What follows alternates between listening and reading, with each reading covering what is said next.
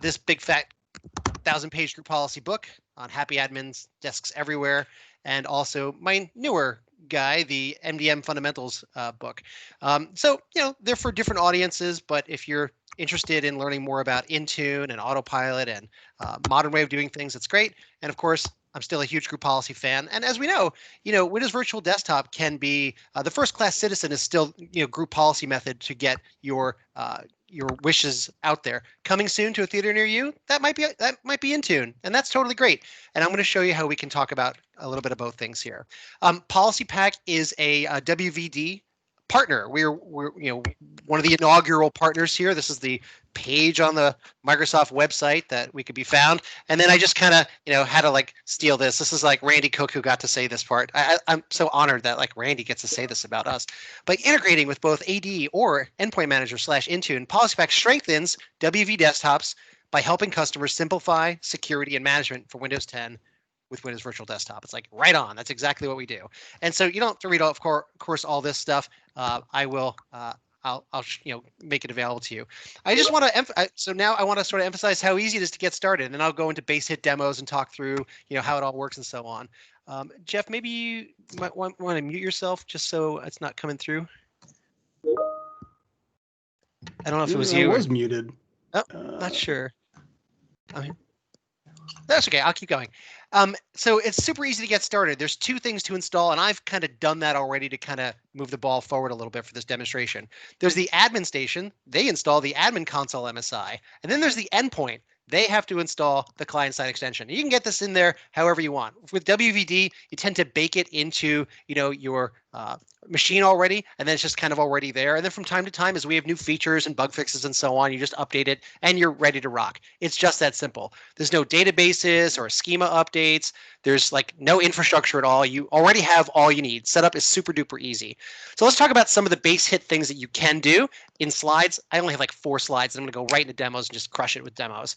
Okay, but this is some demonstrations. The basic gist, and these slides will be available to you that way you can look at the video of this using WVD whenever you want. But the basic idea is that you're going to use whatever software deployment tool you already know and love, or bake it into your image or whatever. That's totally fine. WVD supports all that. The problem is applications show up on the left, but they don't show up on the right unless you handcraft and custom get that start screen exactly the way you want and then lock it down. Well, that's not exactly perfect, because if you have different users or different computers with different configurations, that means you're handcrafting and going back to the well and fixing this every single time. And I'm going to show you today how to make this super dynamic and awesome. So stay tuned for that. That's the first thing. The second thing are applications that require admin rights. So here's a remote desktop panel, and you click on an application, and WVD doesn't know that this application requires local admin rights. So what are you going to do? Sorry, I guess you can't use this app. Or worse, give away the keys to the kingdom for this WVD box so they can run with local admin rights. Terrible idea. Don't do that. That's the worst thing you could do. Don't give away local admin rights. So, and then here's this application trying to do local admin things. But it says, look, I'd love to help you, but I just can't. I can't run as an admin. What are you going to do? Well, you're going to use PolicyPak with our least privilege manager component to elevate that application to get out of jail free for just this app or just that user or just that scenario. I'm going to go over this in excruciating detail. Don't worry. Okay. Another cool thing that you can do I'll be able to show you a little about this today, but the idea is that we hook also into FS Logics. They're kind of joined at the hip, WVD and FS Logics. They're like two kissing cousins, and we hook right in there and make sure that we can do some interesting magic tricks. One of them is, by way of example, you might have different machines having different browsers on them. Okay, that's fine. What then? How do you define what the default browser is? Well, we can do that. We can say, when you've got Firefox and you're on WVD, do this. Or when you have Chrome or when you have Edge, do this. So the point is, we can sense what's on the machine because you've masked it or shown it using FS Logics, detect that, and then do the right thing. So I'm going to go into this a little bit when I talk about the browser router demo. Okay, so from a little, again, this is like my last slide. So a little humble brag here. I was super honored that we got to be one of the WVD initial inaugurations. And I'm going to show you these 6 things: killing local admin rights, locking down application settings, managing multi-browser environments, managing the snot out of the start screen file associations and taskbar, working alongside profile disks and app masking, and then reducing GPOs and also targeting them to Windows virtual desktops. And our biggest customer, this is one of the biggest networks in the world, which is the Department of Veterans Affairs. They have over 500,000 computers, and they're a PolicyPak customer. So if we can work for them, chances are we can work for you. They use it on-prem, they use it remote, they use WVD, they just use the heck out of it, and we're happy to have them as our biggest customer. I mean, like I said, they're like the 2nd largest network in the entire country. So I won't be showing this today, but it's also, I just want to point it out here, and these slides will be available to you. When we turn on our least privilege manager piece, we're able to crush the bad guys into dust. So the idea is that if you run this tool, this is a ransomware simulator tool, and you can see that without us on the box, you're vulnerable left, right, and sideways. When we are on the box, we are no longer vulnerable when you use it appropriately. So the point is that we crush it, and we couldn't be more proud. So when we are done today, if you like anything you see at all, and if you want the slides, you want to get a trial, you want a cup of coffee, whatever you want, just email me. I'll be the connector. Okay. So my email address is Jeremy M. That M is important. Jeremy M. at PolicyPak.com. Don't try anything else. Not PACK. That's wrong. Not Jeremy at Policy. No, it's Jeremy M at PolicyPak.com. And Jen can always get in touch with me if there's some misfire or disconnect. Okay. So with that in mind, let's get right to it. So here's my my environment. I'm not using WVD today. I have some kind of weird licensing thing going on. So instead, I'm just using a standard desktop. But everything you see here works perfectly and is certified to be used in WVD and multi Windows 10 scenarios. So by way of example here, let's pretend you've got an application that you want a user to self-install. Now, why would you want to let them do that? Because not everything you should be baking into your image. Different users have different reasons to do different things at different times, and you shouldn't necessarily be the gatekeeper to have to either bake it into your image or deploy using Intune or get it into SCCM land. Some things you want to sanction and say it is in fact okay for that user to do their own thing. That's okay, and that's an example here. Another example might be to get into parts of the operating system like Device Manager, a little less important in WVD land, but important in general life, where maybe they need to oh, you're just a standard user. What are you going to do? Well, you got to be logged out as an admin to do kind of important things like upgrade a device driver or add a printer, change a network card, and so on, those things. Or maybe you want to do some other kind of interesting thing, like run an application that requires UAC prompt. There's no way to run this application. How are we going to do that? Well, let's kind of tackle all those things in one fell swoop using PolicyPak. So I'm going to just dictate this to all of my eSales users. You can do this on the user side or the computer side. Again, we hook right into the group policy engine, the first class way for you to already manage your WVD machines. So we'll do a PPLPM demo live. There we go. Livey. All right, there we go. So we'll right click and click edit here. And again, we hook right into the group policy editor. There's nothing more to learn. You already know how to use policies. You already know how to use preferences. Now it's time to learn how to use PolicyPak. It's really just that easy. The things you already know, the stuff you already know how to do in group policy land, just translate and no brain power involved. Creating the directives, that's a different story. So let's go ahead and go through those. Add, what we're going to do is create a new executable policy. And what we'll do is let's go ahead and say, let's create a simple rule. And let's get that, let's get procmon, something that wasn't happy to run. We're going to take a, not signature, I want to do a hash value. Let's say this particular version of procmon, not an old version, not a new version, one very particular version of procmon. Let's get its fingerprint. Okay, we'll know exactly which one we want.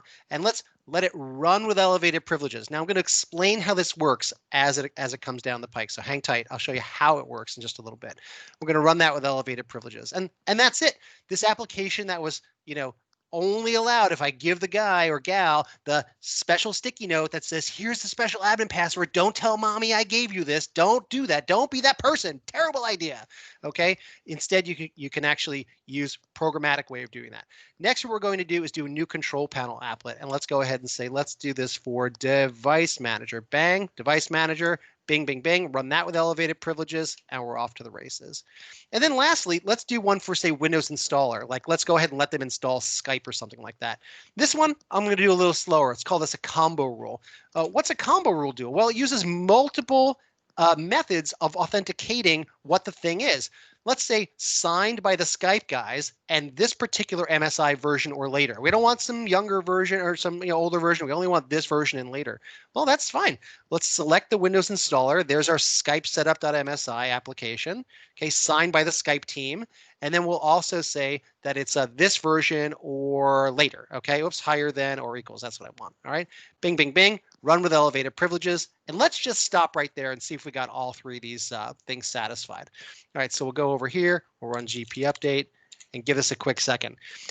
So again, while I'm showing group policy as the delivery mechanism, turns out that PolicyPak doesn't have to use group policy to do its delivery. What's that? You use Intune already and you're 1,000,000% Intune? Great, we can do that. Using SCCM, that's great. You're using some other unusual thing? Great, we can do that too.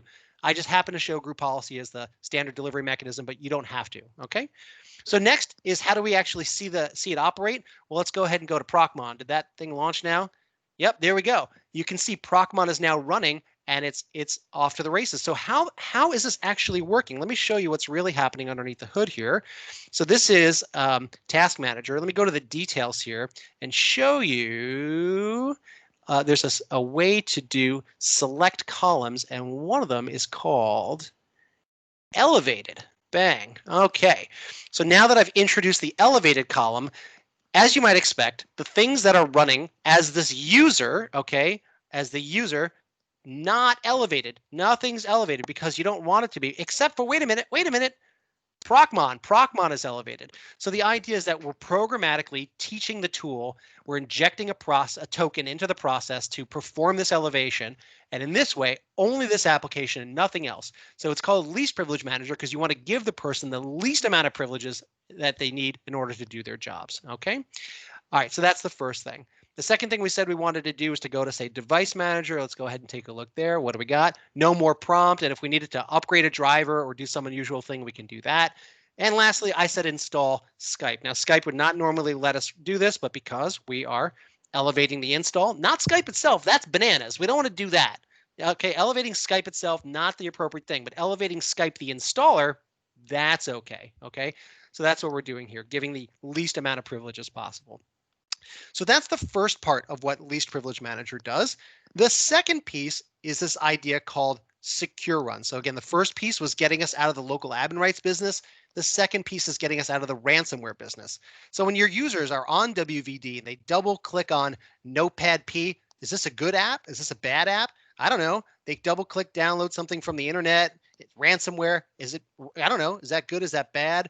Or any number of kind of scripts. They just double click on a script and bang, that could have been malware, or Java applet that could have been malware, or PowerShell. They just right click on a PowerShell item and PowerShell asks, this is a non-doctor demo. They'll just say, oh, can I do this? And you say, yeah, that sounds great. Boom, that could have been malware, or any number of vectors. The question on the table is, how can we quickly separate all the good things on our machine? Like I've got Chrome and Firefox and Acrobat. How do we separate this good stuff over here, and I'm going to represent good stuff here, from, let's just call it unknown stuff here. How do we just separate all that? How do we know that? Well, I'm going to turn it on first and explain how it works second. I'm going to right click, add a new secure run policy.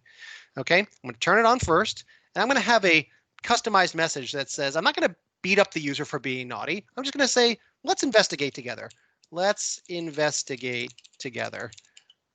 Okay, this thing, whatever it is. Of course, you can put your own stuff in there, and you might want to put some other variables in here, like the process command line and the executable name and whatever. You can put some interesting things in here, whatever you want to do. Okay, so once you've got that all set up, what we're saying is, let's magically and automatically separate all the known stuff from the unknown stuff, and I'll explain why it works second.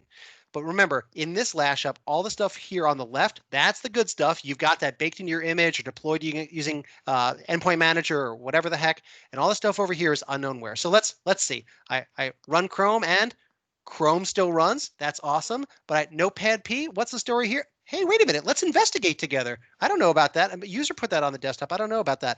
Ransomware simulator. I don't know. Let's talk about. Oh, let's investigate that together. I don't know what's going on there. And how about all these unusual scripts like Java and so on? Well, let's just investigate together. We're not beating the user up. They don't know. They're just trying to do the thing that they're supposed to do. So how did we instantly separate all the good stuff and all the bad stuff? Turns out there is a quick way to do that. And if you take a look at the security details of what's going on underneath the hood, you can see when you did the deployment, the admin, you became the owner of the file on the box. Okay, that could be admin or system authority, that kind of thing. Or if you take a look at Notepad P, this thing that the user downloaded off the internet, take a look at Security Advanced here. What happens?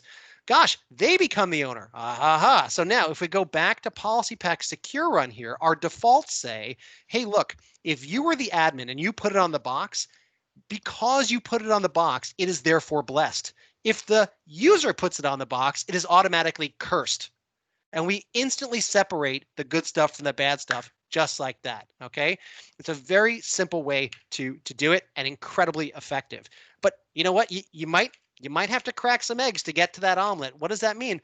Well, how about CamPlay? It's perfectly valid. Let's investigate together. Well, you do. You investigate CamPlay. It comes from this company, Camtasia. It's valid. No challenges with this. You're all good to go. What are we going to do? Let's go ahead and let CamPlay run. We'll right-click Add, New Executable Policy, and let's go ahead and give it a simple rule. We'll once again use a hash if that's fine for right now, and we'll say, hey, this version of CamPlay, that checks out. We're super good with that one. We don't need to run it elevated. Elevated is running with the scissors right, so we don't need to do that for this. We need the minimum privileges. That's allow and log. So we'll go ahead and say let it through the doggy door. We're good to go. Let's go back here. We'll run GP update here. Give this a second to catch up. And now that you've once you've sort of established your instant baseline between all the good stuff that you know you've deployed and all the must investigate stuff, at that point you start sawing through and making these additional rules to sort of open up the doggy door as needed.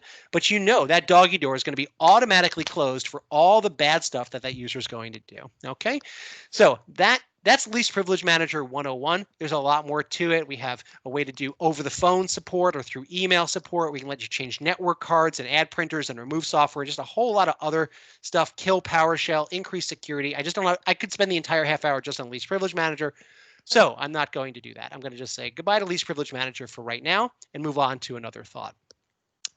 Okay, the next thought I want to talk about is one of my favorite WVD-style topics, which is managing the snot out of the file associations and the start screen, because everybody loves that when you double click on a PDF that Edge opens. Oh, you don't like that so much? Okay, wait, we're gonna fix that. Or when you double click on a movie player that Windows Goofy player opens, this little oh, you don't like that either? Okay. How about when you click my absolute favorite, you click on a mail to link and Outlook doesn't open? No, that's way too, this thing, what is this? Who uses this freaking app? Nobody uses this app. So the point is that you've already deployed your software. Okay. The software's out there. Again, you've already deployed it using SECM or baked into your image or whatever it is. But now you've got two challenges. Three. How do you get the file associations to line up with the software you've deployed? I have the software here. You can see Acrobat Reader. You can see I've got the VLC Media Player. Why can't I use it? And then how do I put it on the start screen? And also, how do I put it on the taskbar? So that's three things we're going to do in one big ass demo. Okay. So what we'll do is I will create another GPO here. You could do it in the same one. It doesn't really matter. We'll call this PPFAM and Start Screen Manager Live Demo here. Okay. So here we go. Right click and click Edit here. And again, you can do this on the user or the computer side. In fact, I want to say that one more time because this File Associations Manager thing, there is a way to do file associations in the box with group policy, but it's computer side only. So therefore, everybody who's on the box is married to exactly the same settings. Oh wait, you have different users with different feelings and different things they need to do? No problem. We can fix that problem for you right here. So let's go ahead and add a new policy here. This is a standard way to do it. So I'll just do a mail to link. And this is a network protocol, not a file type. So I'll do mail to, I don't have Outlook because I can't afford it. So I'm going to put on, I'm going to use clause mail as my Outlook replacement. Okay, so whenever I click on a mail to link, I don't want to open up Windows Goofy Mailer anymore. No. I'm going to open up my thing, which is Claus Mail or Outlook or whatever.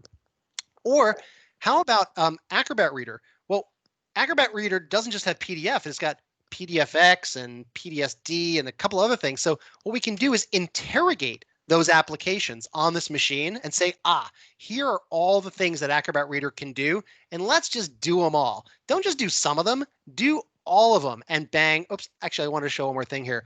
Not only can we do all of them, we can also apply it once, always, or once when forced. So we get this request a lot from WVD customers. I want people to log on and I want to give them, set them up right. But just some people, they have this other use case and I don't want to tie them to it. I want to let them apply once and drift. Does that make sense about delivering the settings here? So we'll make these settings apply once, bang, bang, bang, and boom. We've got a little bucket of all your Acrobat Reader policies that we just created right here, ready to rock for you. Okay, all of them right there, and they're all apply once. And we could do the same thing for, say, VLC Media Player, which has, gosh, I don't know, almost 200 different file associations. So there we go, VLC Media Player. And by the way, the list that this is the stuff that's on the machine I'm on. So if you have some unusual circumstance where your machine doesn't have a thing that you need, no problem. We give you a little portable utility. You can walk over to Fred's machine or Sally's machine and like do the configuration from there and bring it over here, okay, for applications you don't have on your own machine. Okay, so instead of figuring this all out, we just interrogate VLC Media Player. We'll just check them all, bing, bing, bing, and there we go. We've just configured the snot out of all of our file associations. In fact, you can see it happen in real time. So watch the birdie up here when I run GP update. So this one is great. While people are logging on, even if they have no profile at all, bang, they're going to get the settings that you anticipate. So just like this, we've configured your file associations the way you want to Acrobat Reader. We've got your movie player to VLC Media Player, which is good. Give VLC Media Player a second to catch up, but there we go. So VLC Media Player doing its thing right there. Okay, and then finally, my favorite is the Mail To one. So I click on a Mail To link, and what do we get? No more Windows Goofy Mailer. We get my Outlook, or we get whatever application I want. So again, we can do this on a per user or per computer basis. And just to prove a point, if I were to go to open with, choose another app here, okay, and I change it to Fox IT Reader, and I always want to open it that way. Right now, I've made a choice, and I told with PolicyPak, we made the choice to say, look, go ahead and let the user make that choice. And even if they run GP update or log off, log back on, or force or whatever, that's fine. That's fine. Just leave it and let the user drift from that state if that's what you want to do. And this is something you can really, there's no other way to do this. Okay, so nothing's going to change here because, well, that's what we told it to do. So let's move on to managing the start screen. Like I said, applications here on the left side, they're going to show up here naturally when you do your deployment. That's fine. But then how do you advertise that you did that on the right-hand side? This is especially important for like fast-moving organizations, doctors, nurses, first responders, people who are trying to make money per minute, those kind of high tense situations. You want the nurse to be able to try to find, where's the Brain Scan app in here? Is it Microsoft Brain Scan or Brain Scan? You don't want that. You want them to be, boom, my important apps, front and center, crush it, fix the problem, move on with your life. That's the whole point, okay? So let's go ahead and do that.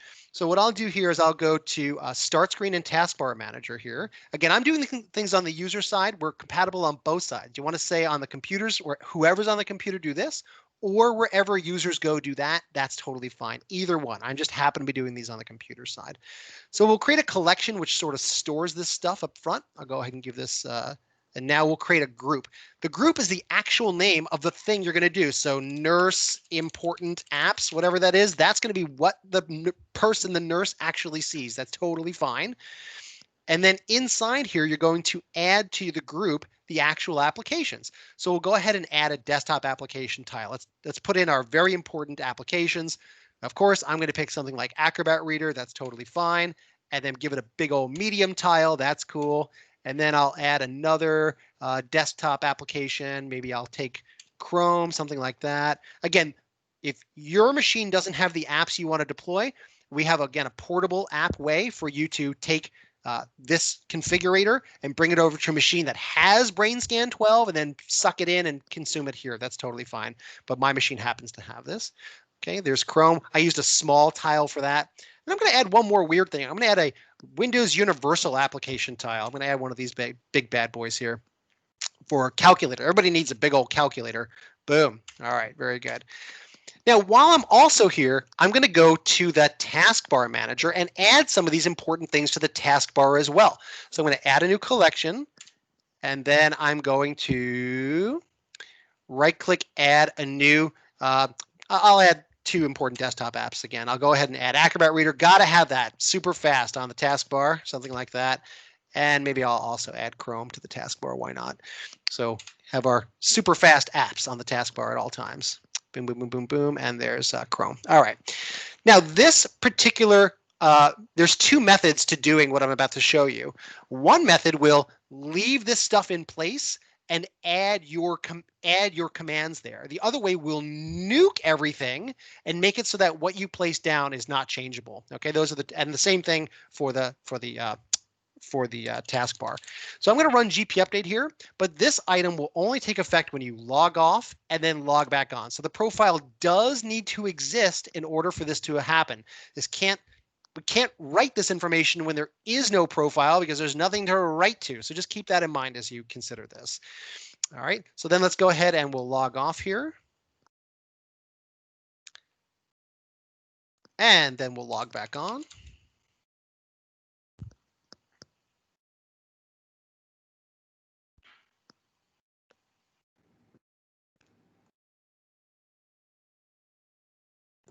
Okay, so there's our taskbar right there. We can see we've got our 2 assignments right on the taskbar just fine.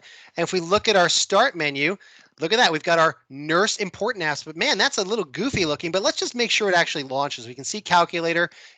Calculator might have to go out to the internet to get its own thing, but if I go to Acrobat Reader, there we go. Okay, and things are launching. So I've got it all in the right place. That's awesome. I got it into fast land, which is pretty great.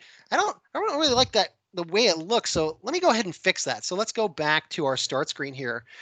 And what we can do, we have this idea of setting up rows and columns, but we make it pretty easy for you too. You can right click and do what's called quick space optimization, and we'll give you how we think the layout's going to be. Now, it's not always 100% perfect, but we're pretty sure that your layout looks like this, but after optimization will look like this. Let's go ahead and say yes to that. And then once we do that, we'll go ahead and run GP update. Go ahead and do that again. Log off and log back on, see our changes. And hey, we know that next time when that nurse logs on, BrainScan 12, front and center, ready for that person to, help that patient out. That's the idea. All right. So say goodbye to that.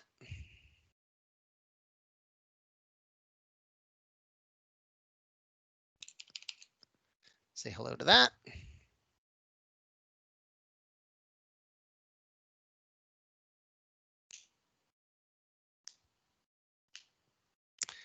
All right, and let's go ahead and give this one last checkout. And what do we got?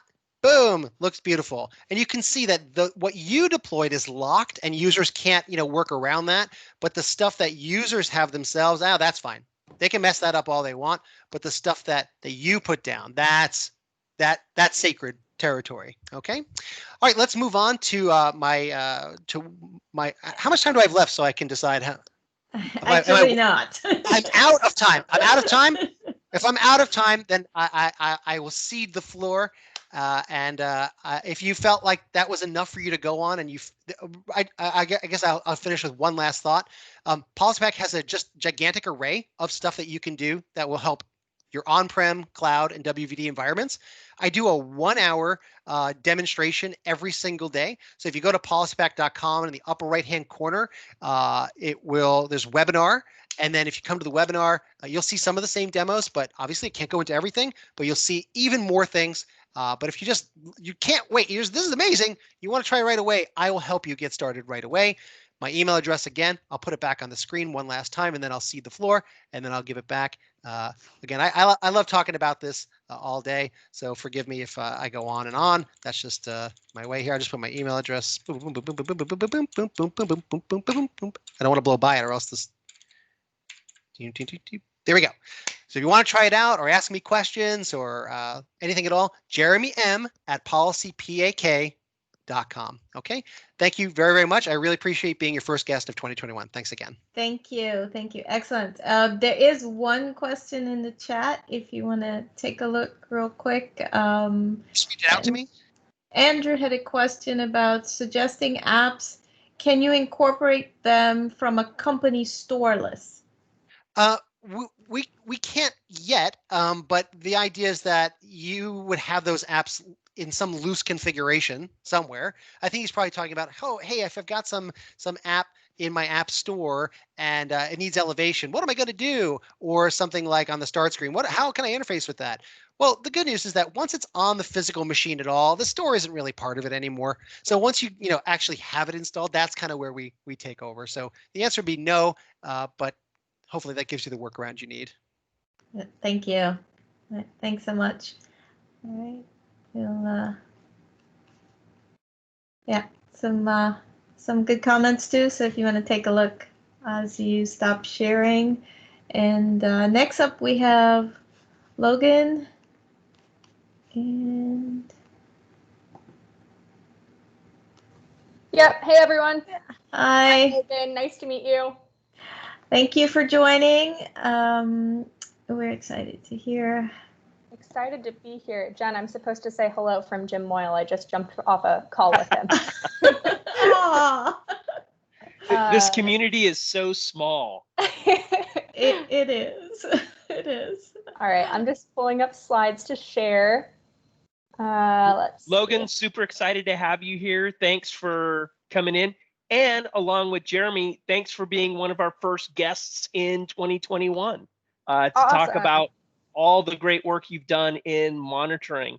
I mean, you and I have been working pretty closely together on some of my customers. And so I'm super excited to let others see all the great work you guys have done.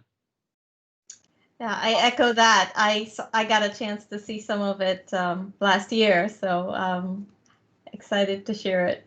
Excited to be here. Can you see my screen? Yes.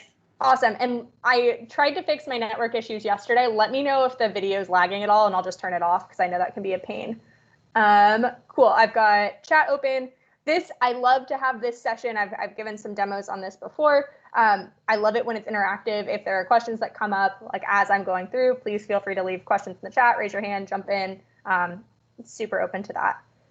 So let's see. Like I said, I'm Logan Silliman. I'm a program manager on the Windows Virtual Desktop team. I joined Windows Virtual Desktop, back in February of 2020. So right before we went remote, and picked up our investigation into monitoring in March, pretty quickly after there. It was one of the biggest asks we heard from customers and our field representatives and our community, just that as our customers for WVD started to scale, it was really difficult to do that blind. And we have a really, really awesome third-party community as well, but we did have customers who were dependent on our first-party solutions. So that led to a long investigation, lots of conversations on what we needed to surface. There was a really long list. So what we have today is in public preview. It's by no means our final version. We're continuing to add to it. One of the reasons that I'll be presenting from slides is because we haven't had resources to put into a demo environment because we're focusing fully on adding to our final solution. So, or not final, but our active solution. So with that, I'll jump in. Let's see if I can actually get this thing to go. There we go. So quick question, just show of hands. How many of you have seen our Azure Monitor for Windows Virtual Desktop solution, used it, are familiar in any way?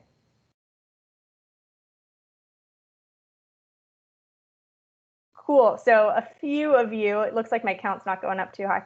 Awesome. Okay, so I'll give a brief introduction from the beginning. So what Azure Monitor for WVD is it's a robust dashboard that's built on top of Azure Monitor tools called Azure Monitor Workbooks. That's like a dashboard templating tool.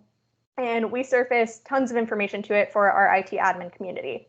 At a high level, we aimed to hit 4 scenarios. So we wanted to provide a summary of the deployment, So data, if I'm logging in at the beginning of the day and I want to see the data, what's going on at a really high level over the past 24 hours, that's where I would start.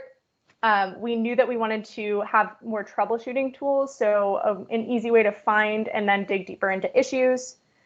One of the biggest requests we heard is that admins were having trouble understanding and diagnosing and locating what users were reporting.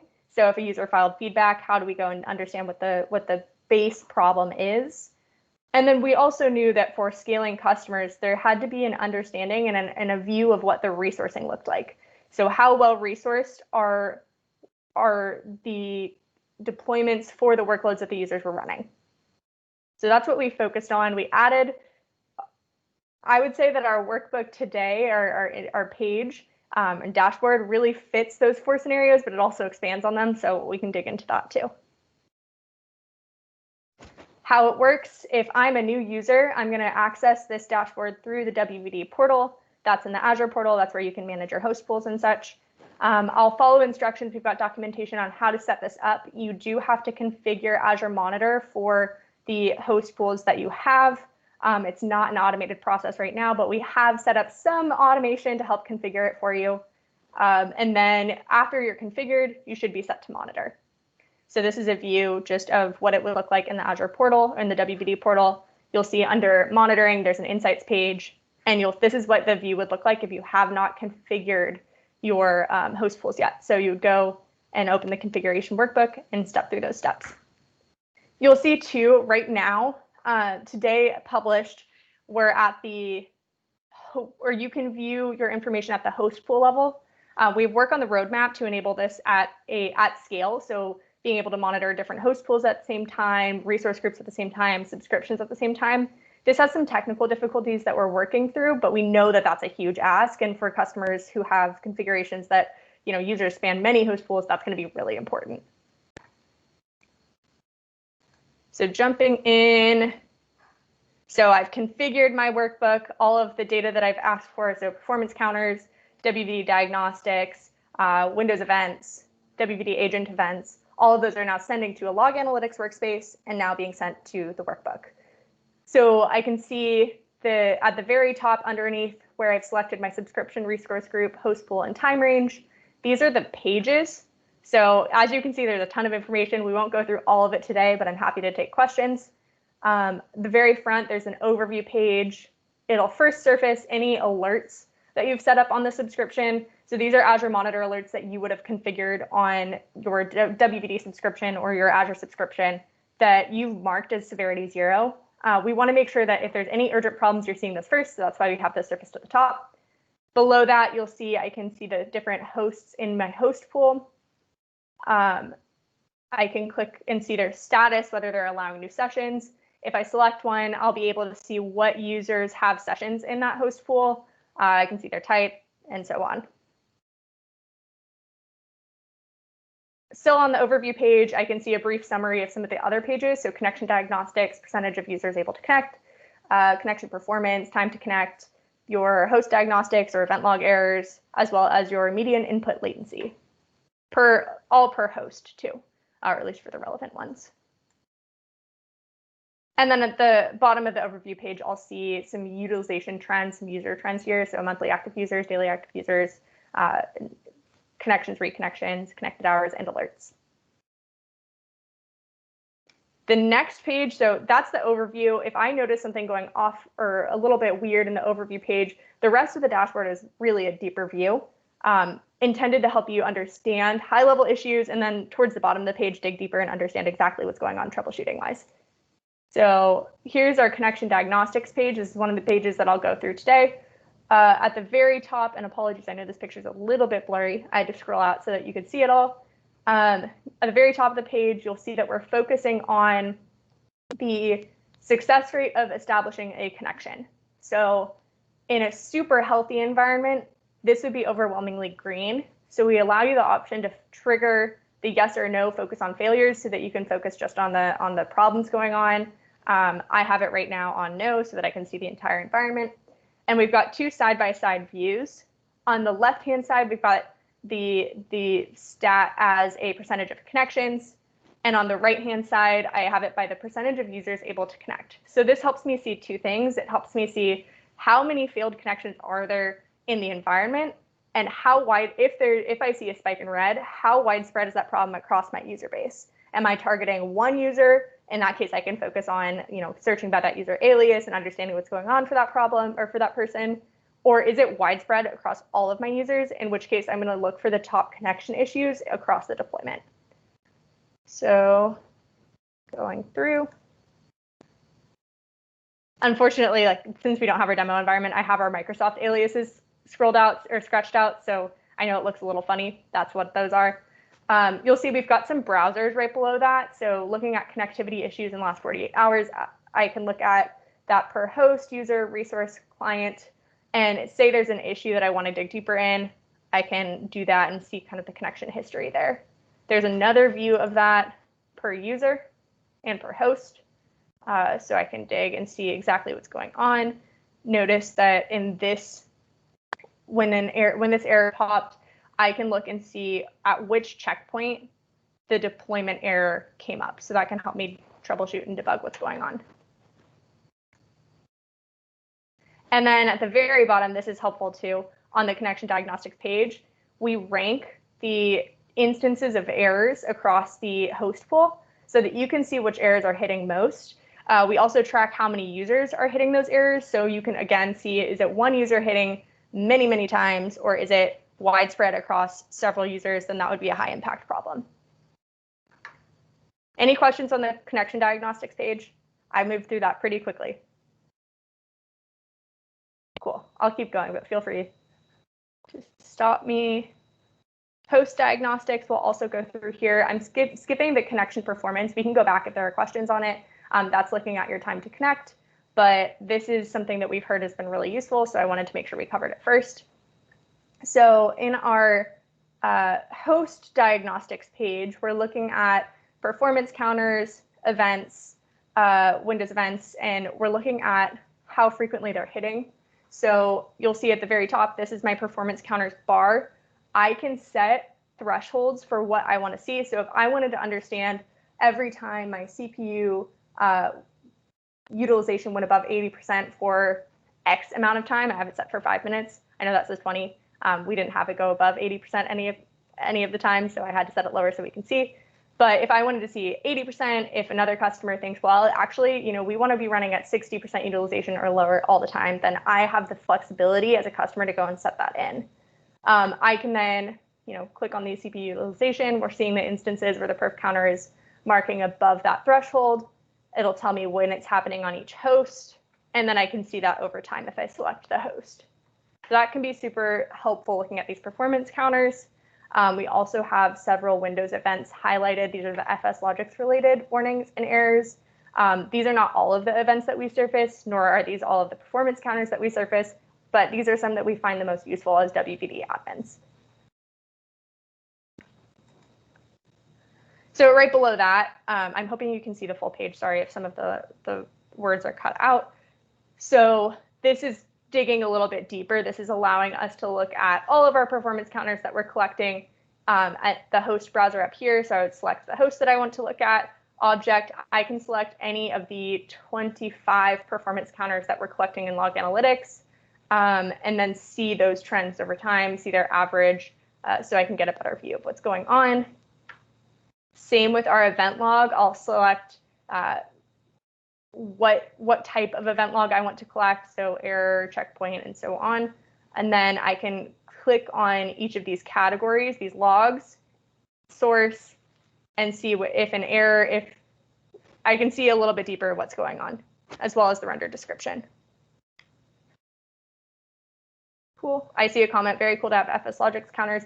Awesome. Glad to hear that. We're working with the FSLogix team to have some more information there too, hopefully in our V2 coming in the next year or so.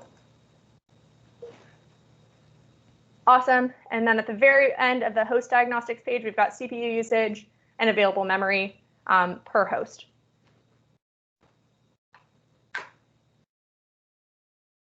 Fantastic. I'll do a quick look at the host performance. This is where we're looking at input delay per host. and digging deeper too. So if I were to select either of these hosts, I could view all of these charts and all of these processes just per that host. This is the high-level view, which looks at both hosts that are active.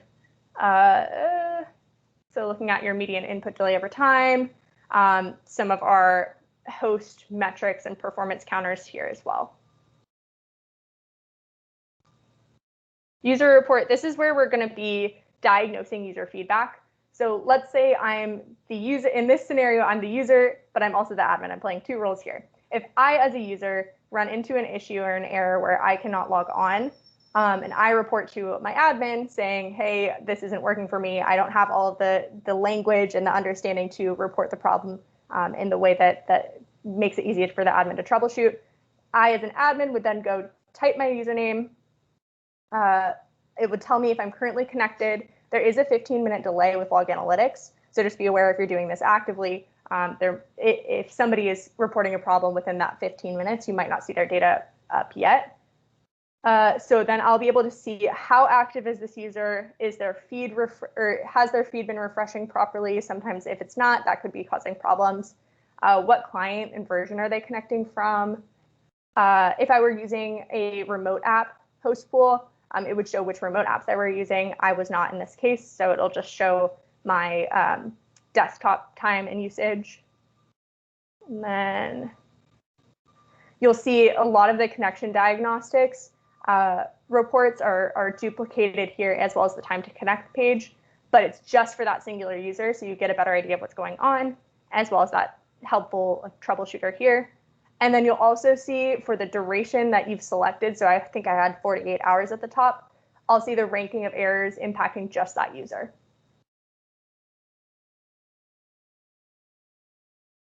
Questions on the user report? That's been helpful for scaling communities and scaling deployments. If you've got thousands of users, that's going to be really helpful in identifying what's going on for just one. So then we've got the utilization report. This is intended to help you understand how well resourced your deployment is for the workloads you're running. So you'll see we've got a session summary at the very top. This is looking at, so session summary and the users per core summary. This is looking at your max and min peak times. So when do you have the most sessions active? When do you have the fewest sessions active? What time is that at? Same for users per core. And you'll see we've got the trend here, active sessions versus idle sessions, on when are your users logging on, when are they logging off. Users per core here, I think for a typical VM, we often recommend 4 users per core, or that's what people typically operate at. Since this is our self-host community, we're running way lower than that. So you'll see we've got 0.5. That would indicate if I were a typical user that we could probably add more users. So we understand that we're not running at a super high volume. Cool, available sessions, and we've also got CPU usage here. I'll say too, on the utilization report at the bottom, we also have metrics that the utilization trends that we have on the overview page, we have some deeper views of those as well. So looking at your MAU, looking at your DAO over time. Whoops, I clicked through, apologies. So, oh no. 1 second. There we go. All right, so something that's relatively new to our report is our client report. So we heard reports that admins were having trouble understanding when users were on outdated clients, which were often causing other problems. So this is something that they wanted to be able to see into. What you can do here is I can understand, and this is again our self-host environment, so it looks a little wacky compared to what our users would actually be running. But let's say I wanted to understand every user in the host pool who's running on an outdated client, so I can go and tell them to update. Then this will give me the list of who is doing that, how far behind are they. 1.1 days, yeah, it's not too bad. 12 days, okay, maybe I'd be sending a message for them to go and update at that point. And then you can see kind of the community, who's running which client. Questions here? Cool. And then the end of the report, the alerts report, this is also relatively new. Those Azure Monitor alerts that we surfaced the severity 0 alerts, the highest priority alerts, back on the overview page. This is a more in-depth view. So again, we don't, as WVD, we don't own your alerts. We don't set those up for you. We don't automate them. However, we do find that a lot of our customers are using Azure Monitor alerts to be notified of particular thresholds or events that are happening within their deployment. So we wanted a way that, you know, our customers could plug into that. So you'll see at the top, like we've got the link to the subscription and or link to how to set up those alerts so you can see what's going on. We've got the tracking the alerts over time. And as an admin on my WVD environment for the subscription, I could set up any number of alerts and mark them as severity 0, severity 1, severity 2, all the way through severity 4. So this is an easy way to understand how often are those going off, at what severity level are we seeing alerts, so that I can prioritize what I need to go and fix. So this is relatively new, but it gives you the information to go and sort through. I can also click on these alerts and be taken to the alert page. So I can go and manage those as needed. All right, I moved through that very, very quickly. I'm assuming there are questions, thoughts, recommendations, or future requests. I would love to hear them all. And I can go back throughout the report as well. I see one question or one hand up. Let's see who that is. That might be from when you asked for hands up. Oh, okay. Is that an old hand? That's okay. I think so. That's okay. So I know that you can set alerts on to have them email through the alert actions. Right. So it's all integrated, and you can do SMS or ServiceNow tickets, I believe, as well. Yep. Yeah, you can set those up to be notified in several different ways. You also would identify like who would be notified if the alert triggered, what duration you would want the alert to be triggered. Like do you want it to send once or do you want it to send every 5 minutes if it's active? There's a ton of flexibility in that tool. The thing to be aware of is it is sending right now how we have it structured in the page. It's sending for the entire subscription. So if you have other resources that aren't WVD related in that same Azure subscription, you'll see alerts for those too. That was a conscious decision because we know that other events in your subscription could be impacting WVD. So we didn't want to limit those if there's some information that could be relevant. But we are looking at ways that we can make it more clear what is tied to your WVD subscription or WVD resources versus what is outside of that and still within the Azure subscription. So still looking at that. Let me see. I'm just reading the questions in chat. There's one about when will it go GA? Yeah, no news on that yet. I will be sharing that as soon as I have that information. We're still in public preview today. We're continuing to update through public preview and to address feedback that we hear, but in a stable way. So I'd check it out in public preview. I'll post. Oh, cool. Thanks, Thomas. Thomas linked the documentation. There you'll see the setup instructions. The configuration process, like I said before, you do have to go through and make sure you're sending the correct performance counters, correct events. You've got log analytics installed on the hosts, and you're also sending WVD diagnostics. What I would recommend is if you want to, this is all within your control, right? Like if you only are interested in a certain set of metrics, then you have the option to just send that information. Like if I'm just interested in the 10 performance counters out of the list of 25 that we use in the workbook, then you can just select those 10. You can edit that list as you need to. It wouldn't, the charts in the workbook wouldn't necessarily populate because there isn't information sent, but it's not, the ones that you are sending aren't going to be broken because of that. Let's see. Cool, yeah, so for documentation, we've got setup instructions. Those will point you to our configuration workbook, as well as the the insights page within our WVD portal. We've got a glossary there that's starting to go through some of the relevant terms and how you can read some of the reports. So if you're looking at this report and saying like, well, how are they defining this metric? Look there first. We've worked on and will continue to supplement that page. We also have a troubleshooting doc that captures some of the known issues as well as some common problems and ways to get around them. So check that out as well. I Logan, noticed. this is Jeff Pitch. I may have missed it, but is there any integration with MSI or AppAttach yet? So, I know they're both in preview, so I kind of doubt there is, but right. So if you're using AppAttach, there are events and diagnostics that would be surfaced into our host diagnostics. So we don't have any devoted visuals to it, but you would see information and events sent to that place. okay, great. Good question. I noticed there was a pop-up about the private workbooks going away at the end of 2020, and to use the shared workbooks. I'm still noticing that message. Is there any drawbacks to using? That's not something I'm familiar with. Are you seeing that on the workbooks page itself? So if you try to edit the workbook, yeah, I'll grab the screen for a minute and I'll just show it to you. See if I could do that.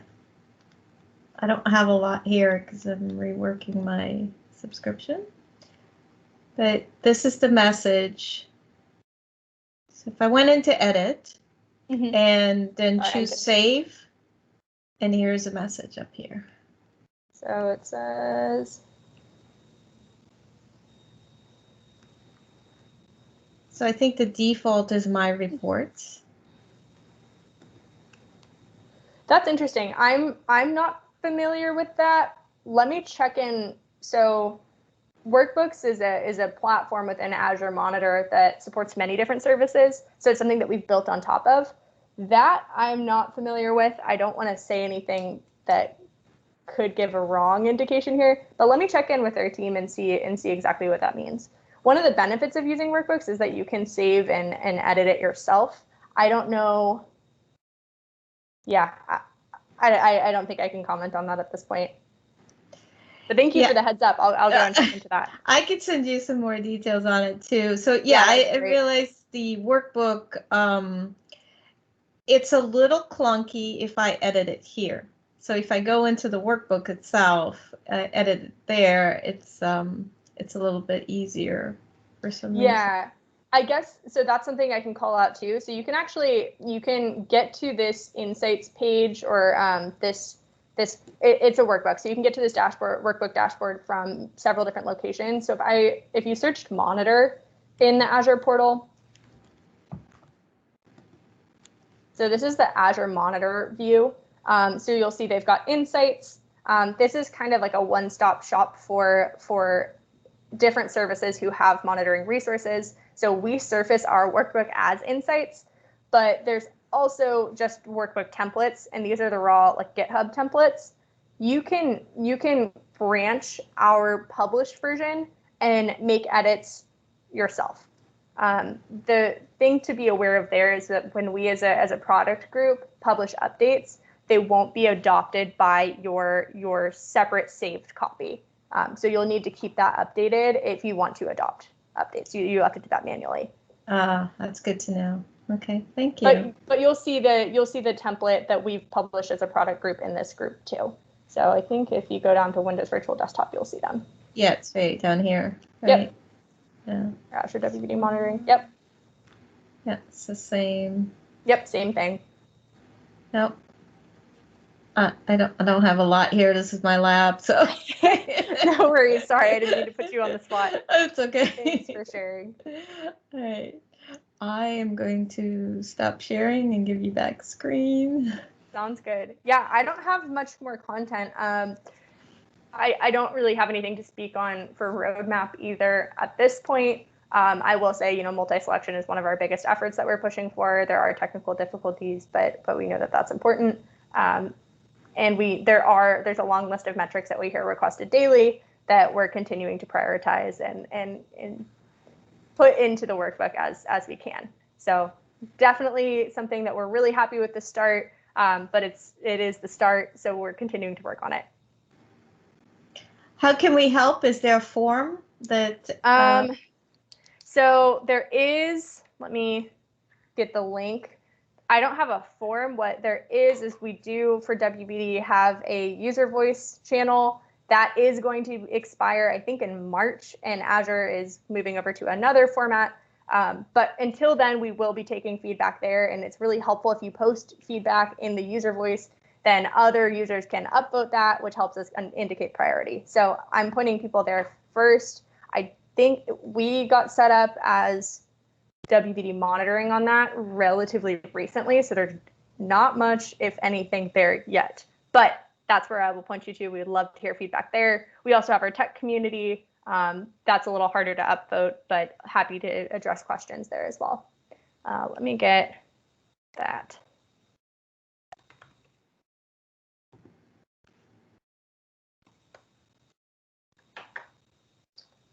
All right.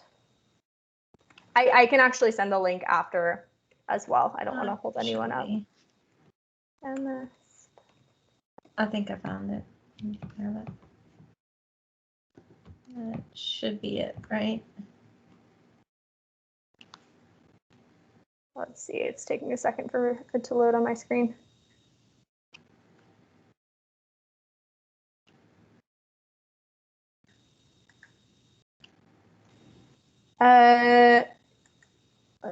Sorry. Yeah, that should be it. Okay, perfect. Okay. Awesome. So I think. Go ahead. I think some of the folks were saying they were going to check it out, so hopefully they can give you some feedback. Perfect. Yes. Happy to check in too once we've announced GA dates or major features. This is my first time joining this group, so really nice to meet you all. Thomas, I'll stay in touch with you and see if there's anything else that I can help with.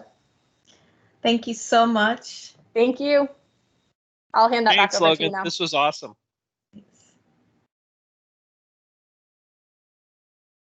Yep. Thank you very much. Good stuff. So I'm looking to see if we have any questions coming in. I think everybody was just so dazzled by all the coolness that Logan has to bring. They're just kind of shell-shocked, and they're like, I don't even know where to begin with the question. So I think Logan had great feedback about get it installed, take a look, see how it works or doesn't work for you, and then let's start getting that feedback into Logan. I will say, like I mentioned, I've been working with Logan it seems like kind of from the beginning. I had some customers that were immediately looking into that. Logan's been super responsive and super helpful, and is really looking to do nothing but improve the product.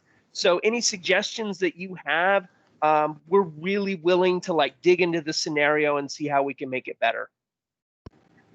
Yeah, I think that's one of the big things about these types of services, products with monitoring. Until you can get your hands on it and you start working with it, you don't necessarily have a lot of questions. And when you start playing with it, that's when you start going, oh yeah, okay, so I would expect lots of feedback coming up. Yeah, Well, totally. Until you get your hands Logan. on it too, you don't know if the things that you really need are there or if there are additional requests. So absolutely interested in that. As far as the flow goes, we know it's a little clunky today. It's really big too. So we're thinking about what's the best way to organize. That's not necessarily adding metrics, but that's another thing that we're always thinking about.